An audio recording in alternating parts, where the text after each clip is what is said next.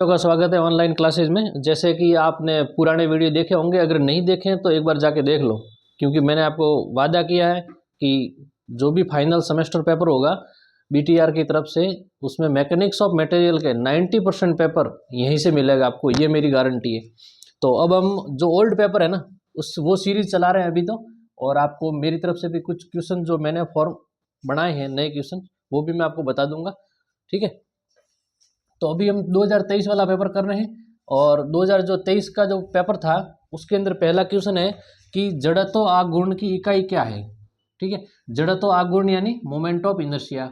ठीक है, moment of inertia आपको मैंने पढ़ाया है, अगर आपने नहीं पढ़ाया तो एक बार आप पुराने वीडियो जाके देख लीजिए, मैंने आपको पढ़ा रखा है अच्छे से, यूट्यूब पे ही है।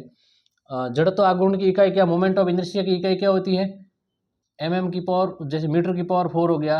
अगर आपने सारी विमाएँ जो है मीटर में लिखी है तो मीटर की पावर 4 हो जाएगा। अगर आपने मिलीमीटर में लिखी है तो मिलीमीटर की पावर 4 हो जाएगा। अगर सेंटीमीटर में लिखी है तो सेंटीमीटर की पावर 4 हो जाएगा। ठीक है, तो इसी वजह से अपना जो ऑप्शन है, जो सही करेक्ट ऑप्शन है, वो क्या हो जाएगा, ऑल हो जाएगा।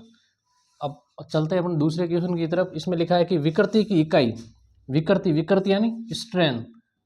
ठीक है, जिसको इंग्लिश में कहते हैं स्ट्रेन यानी विकृति।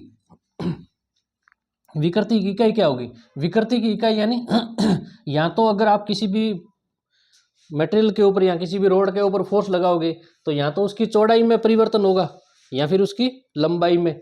ठीक है, तो उसकी जो इकाई की, विकृति की जो इकाई है ना, वो है क्या है, मिलीमीटर है। ठीक है, उसको मिलीमीटर में नापते हैं, क्योंकि बहुत ज़्यादा कम उसके अंदर परिवर्तन होता है लेकिन बहुत ज़्यादा कम होता है, इसलिए उसको मिलीमीटर में अपन मेजर करते हैं। तो उसकी इकाई क्या हो जाएगी, मिलीमीटर हो जाएगी। तीसरा क्वेश्चन है आलम्बों के प्रकार बताइए। आलम्ब यानी सपोर्ट, जिसको इंग्लिश में बोलते हैं सपोर्ट। और अपने सपोर्ट कौन से वाले पढ़ रहे हैं अपन, बीम वाले, यानी बीम के सपोर्ट के बारे में बताइए। तो बीम को हिंदी में क्या कहते हैं, धरन, है ना। तो अपने धरन का सपोर्ट के बारे में बताना है। तो पहला तो होता है फिक्स सपोर्ट, जिसको अपन इस तरह से बनाते हैं, ये हो गया फिक्स सपोर्ट। ठीक है, एक होता है रोलर सपोर्ट, कुछ इस तरह का होता है। ठीक है, और एक होता है हिंज सपोर्ट, जो इस तरह का होता है। और एक होता है सिंपली सपोर्ट। ठीक है, इसको भी लिख सकते हैं। तो ऐसे मतलब कि अगर मुख्य रूप से कहें तो आपके 3 होते हैं, और जैसे अगर अपन सिंपली सपोर्टेड को भी साथ में ले लें तो 4 होते हैं। तो यहाँ पे अपन ऑप्शन नंबर सी की तरफ जाएंगे, जिसमें लिखा हुआ है 4 सपोर्ट। ठीक है, ये हो गया अपना तीसरा क्वेश्चन। अब अपने चौथा क्वेश्चन क्या है, बंकन प्रतिरोध की इकाई क्या है। बंकन प्रतिरोध यानी मोमेंट ऑफ रेजिस्टेंस। आपको पता है कि मोमेंट की इकाई क्या होती है, जो भी मोमेंट होता है ना, एम, मोमेंट की इकाई क्या होती है, या तो आप उसको न्यूटन पर एमएम लिख दो, ठीक है, या फिर किलो न्यूटन पर मीटर लिख दो, इस तरीके से होता है। तो मोमेंट ऑफ रेजिस्टेंस की भी इकाई वही सेम होती है जो मोमेंट की इकाई होती है, यानी इसकी आंसर क्या हो जाएगा, न्यूटन पर एमएम। ये ऑप्शन आपका सही हो जाएगा। पांचवा क्वेश्चन है दोनों सिरे कब्जेदार होने पर स्तंभ की वास्तविक अथवा अनालंबित लंबाई एल है। एक प्रभावी अथवा तुल्यमान लंबाई स्मॉल एल में संबंध है। जैसे कि आपके पास में कोई कॉलम है, ठीक है, अगर वो दोनों सिरे क्या है, सिंपली सपोर्टेड अगर कॉलम है आपके पास में, क्या है, हिंज वाला कॉलम है, तो हिंज वाले कॉलम में जो उसकी जो इफेक्टिव लेंथ होगी ना, इफेक्टिव लेंथ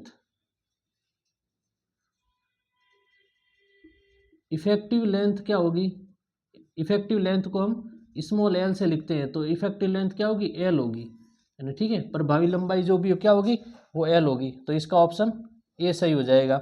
अब अपन चलते हैं छठे क्वेश्चन की तरफ। छठे क्वेश्चन में क्या है, आयलर का सूत्र बताइए। ये आपके पहले भी मैंने आपको बताया था, 2021 या 22 वाले पेपर में आ रखा है ये वाला। ठीक है, आयलर का सूत्र बताइए, पी, जिसको किससे लिखते हैं, पी से। तो इसका सही ऑप्शन क्या हो जाएगा, पाई square E I minimum upon L square. और इसका एक दूसरा रूप भी आ सकता है आपके सामने, ठीक है ना। अगर आप इस फॉर्मूले के अंदर, जैसे कि ये क्या है, pi square E I minimum upon L square है, अगर इसको जो अपने मैं इसके अंदर अगर सिलेंडरनेस रेशियो के बस टर्म में लिखूं तो लेमडा इज इक्वल टू क्या होता है, एल अपॉन आर मिनिमम। ठीक है, इसके टर्म में भी आप अपना लिख सकते हैं। तो ये क्या हो जाएगा, पाई स्क्वायर ई, अगर अपना उसमें क्या करना, एरिया करना पड़ेगा, एरिया शामिल करना पड़ेगा। चलो आपके लिए कॉम्प्लिकेटेड हो जाएगा, आप सिर्फ यही टर्म याद रखो, इसमें एरिया वगैरह लेना पड़ेगा तो आपको याद नहीं रहेगा, इतना बड़ा थोड़ा सॉल्व करने में टाइम लग जाएगा ज़्यादा। अपन शॉर्ट वीडियो बना रहे हैं जो सिर्फ ऑब्जेक्टिव क्वेश्चन में काम आए। चलो अपन ये हो गया छठा क्वेश्चन, तो आपका इसमें ए ऑप्शन सही है, pi square E I minimum अपन एल स्क्वायर। अपन चलते हैं सातवें क्वेश्चन की तरफ। किसी आयताकार खंड के लिए अधिकतम अपरूपण प्रतिबल, जिसको अपन क्या बोलते हैं क्यू मैक्स, एवं औसत अपरूपण प्रतिबल यानी क्यू एवरेज के में संबंध है, यानी उन दोनों के बीच में क्या संबंध है। जैसे कि अभी मैंने आपको 2022 वाले में मैंने आपको एक, नहीं 2021 वाले में मैंने आपको एक न्यूमेरिकल करवाया था, जिसमें जो टाउ एवरेज है यानी क्यू जो एवरेज है उसका वैल्यू दे रखी थी 100 न्यूटन पर एमएम स्क्वायर, और मैंने आपको वहाँ से टाउ मैक्स निकाल के बताया था, जिसको आप यहाँ पे क्यू मैक्स भी कह सकते हैं। ठीक है, तो 3/2 इंटू 100, तो मैंने आपको क्या बताया था, ये इसका ऑप्शन 150 हो जाएगा। तो जैसे कि मैंने लिखा ना 3/2, इस 3/2 को जब आप सॉल्व करोगे ना तो ये ऑप्शन में क्या आ जाएगा 1/2, क्यू एवरेज किसके बराबर होगा, क्यू मैक्स के, यानी क्यू मैक्स इजिकल्स टू क्या हो जाएगा 1.2 क्यू एवरेज, यानी अपना ऑप्शन क्या हो जाएगा, ये सही हो जाएगा, यानी क्यू मैक्स किसके बराबर होगा 1.5 क्यू एवरेज के बराबर हो जाएगा। ठीक है, अपन चलते हैं आठवें क्वेश्चन की तरफ। बंकन घूर्णन में परिवर्तन की दर कहलाती है, देखो ये फिर से आ गया ऑब्जेक्टिव में, यानी आपके क्वेश्चन जो है वो रिपीट हो रहे हैं, तो आपको ये ध्यान रखना है। ठीक है, बंकन घूर्णन में परिवर्तन की दर कहलाती है, क्या कहलाती है, अपरूपण बल, जिसको इंग्लिश में कहते हैं शियर फोर्स। मैंने आपको फॉर्मूला भी लिख के बताया था कि dm/dx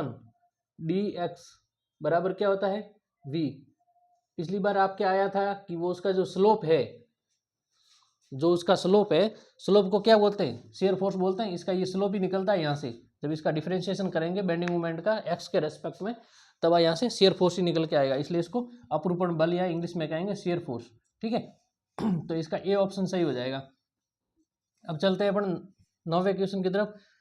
नौवां क्वेश्चन कह रहा है कि बाह्य बल के प्रभाव से हुए लंबाई में परिवर्तन व प्रारंभिक लंबाई के अनुपात को क्या कहते हैं।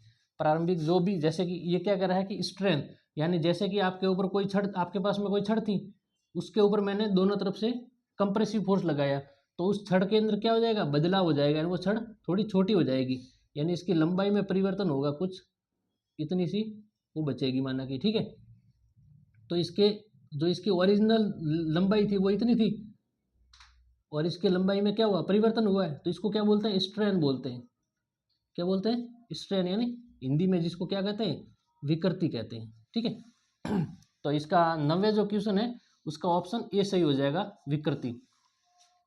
ठीक है, और अपना अब आता है 10वां क्वेश्चन इस 2023 वाले का ऑब्जेक्टिव में, जो लास्ट क्वेश्चन है परिभ्रमण त्रिज्या। मैंने आपको ये प्रश्न 2021 वाले में भी करवाया था, मैंने वहाँ पे आपको पूरा समझाया, अगर आपने वो वीडियो नहीं देखा है तो आप ढंग से एक बार देख लीजिए।